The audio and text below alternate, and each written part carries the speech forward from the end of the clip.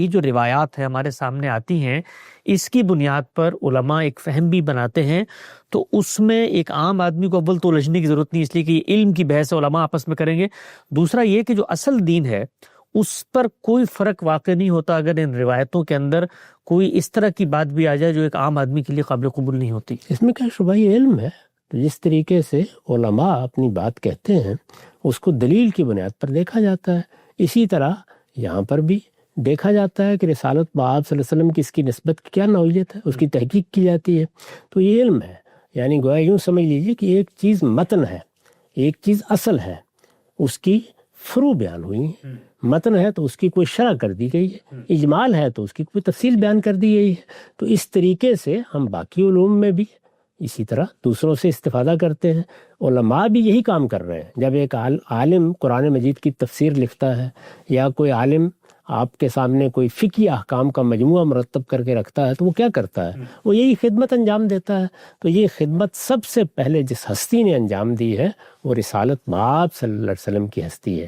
اب رسالت مآب صلی اللہ علیہ وسلم اللہ کے پیغمبر ہیں، تو پیغمبر کی حیثیت سے آپ کی بات فیصلہ کن ہے اس معاملے میں، البتہ اس کی تحقیق ضروری ہے۔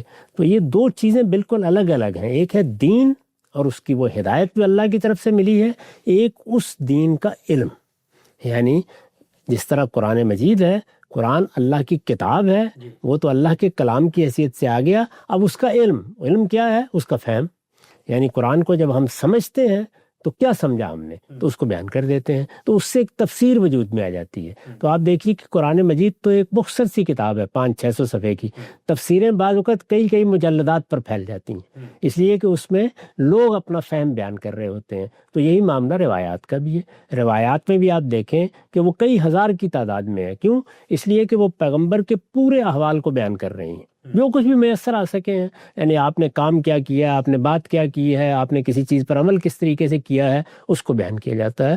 تو لوگ ان دونوں چیزوں میں فرق نہیں کر پاتے کہ ایک کا تعلق دین کے کانٹینٹ سے ہے، وہ قرآن و سنت ہے، ایک کا تعلق اس کانٹینٹ کی شرح و وضاحت سے، اس کے اطلاق سے، اس کے اجمال کی تفصیل سے ہے۔